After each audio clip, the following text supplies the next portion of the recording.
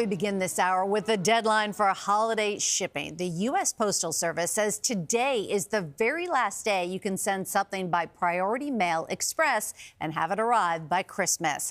And they should know, this year marked 250 years since the Postal Service began delivering mail, making it older than the United States itself. Scott McFarland shows us how the anniversary is being marked in post offices across the country. It's one part of our country that's older than our country. The U.S. Postal Service was born 1 year before the country declared independence, created by colonists to deliver messages safe from the prying eyes of the Brits. They needed to have a communication system separate from the British system when they're trying to assert independence. And so you want to be able to control your mail, your letters, the news.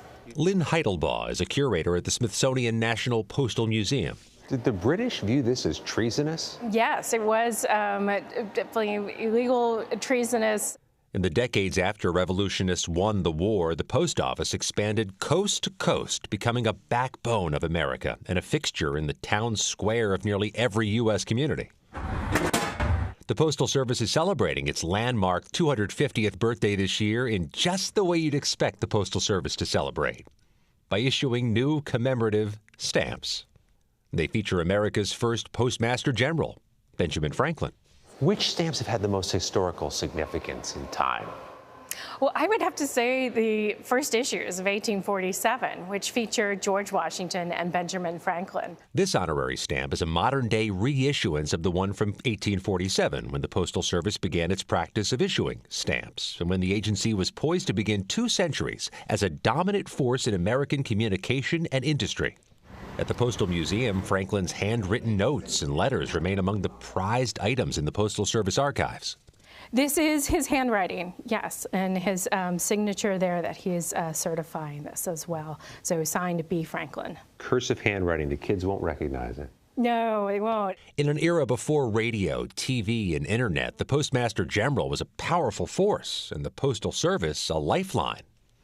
Steve Kokersberger is the U.S. Postal Service's in-house historian, and he acknowledges in its 250th year the Postal Service isn't as familiar as it once was. The world's first electronic communications network was in the post office in Washington, D.C. in 1845. People predicted that would be the demise of the Postal Service. But technology, rather than resisting it, it's something we've embraced. In this digital age, fewer of us are running to buy stamps and mail notes, letters, and bills, but the Postal Service is finding new ways to serve. Trucks may look different, the uniforms may look different, the people bringing the mail may look different, and the end result is they're still putting that piece of mail into a box or a slot somewhere. And the stamps themselves are finding a new generation of fans. What's the North Star? What is the one stamp everybody's pursuing? I don't know if there is one single stamp, but I would say there is one or maybe a couple stamps that really speak to every collector. Christopher Putney of Virginia inherited his passion for stamps from his father. Philately, or stamp collecting, now has followers worldwide, including Putney. Yeah, it's an analog, tactile hobby. You can hunt through historical material. You get together with friends. You're learning. I mean, it's kind of, there's a mystery and a story around every corner. Postal stamps celebrate America's cultural heroes, political icons, and its beauty in this long history.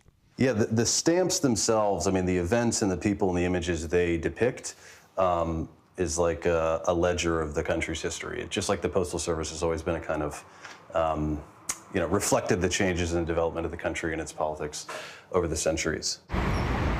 And in an era when fewer of us are going to the post office, stamps are increasingly the only face Americans see of this 250-year-old agency,